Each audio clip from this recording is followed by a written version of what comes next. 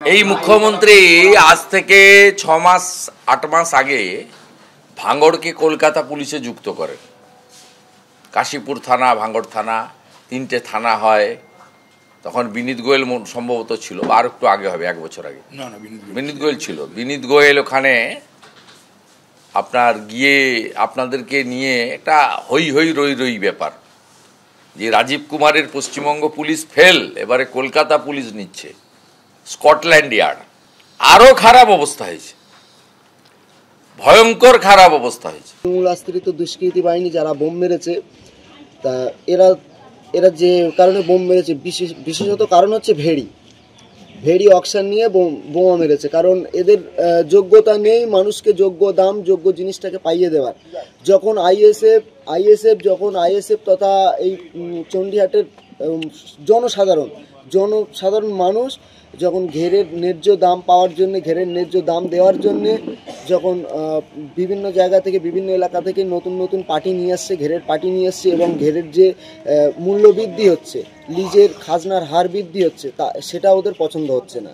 কারণ ওরা লিজ চেপে রাখবে, পকেটে 2 লাখ 1 লাখ 5 লাখ আসবে, তবেই ওদের ভালো হবে। কারণ ওরা কাটমানিতে ওদের মানে পেশা, ওদের জন্মগত রোগ হয়ে গেছে কাটমানি। এখন ওরা সেই কাটমানি পাচ্ছে। তারা এই টিএমসি। কাল রাত 1:04 তখন বাজে আমার বাড়িতে বোম মেরেছে, তারা জানি না আমি সঠিক। তা আমাদের এখানে ঘের অপশান ছিল, আজকে ঘের অপশান ছিল, তাই হিসেবে কাল রাত্রে আমার বাড়িতে বোম মেরেছে। আগে 4টে ঘের অপশান হয়েছে, আমি নিজে পার্টি এনে ঘের 4টি দামে বিট করেছি বলি আমার এইটা ভয় হুমকি দিয়েছে টিএমসিরা। ওরা পাচ্ছে না আমাদের কাছে, ওরা ভয় হুমকি দিয়েছে। রাতের অন্ধকারে বোম না মেরেছে। কটা বোম মেরেছে? একটা মেরেছে। কারা মারলো? ও টিএমসিটা। কেন? আমি আইসেফ করি বলে। আর ওই ভেড়ি কি বলছে? ভেড়ি জলকার আমি 4টে পার্টি এনে 4টে ঘের অপশান দিয়েছি। একটা ঘের 29,000 ছিল, সেটা 39,000 করেছি।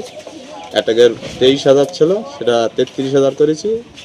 আর একটা ঘের 22,000 ছিল, সেটা 29,000 করেছি। ওই জন্য ওরা আমাদের কাছে পোষে পাচ্ছে না বলে ওরা আমার বাড়ির ভয়ভূত দেখাচ্ছে। ফের উত্তপ্ত ভাঙড়। আইএসএফ এর বুথ সভাপতির বাড়ি লক্ষ্য করে বোমাবাজি। আইএসএফ এর বুথ সভাপতির বাড়ি লক্ষ্য করে বোমা ছোড়ে দুষ্কৃতীরা। বুথ সভাপতি ইছা মোল্লার বাড়ির সামনে পড়ে বোমার সুতলি।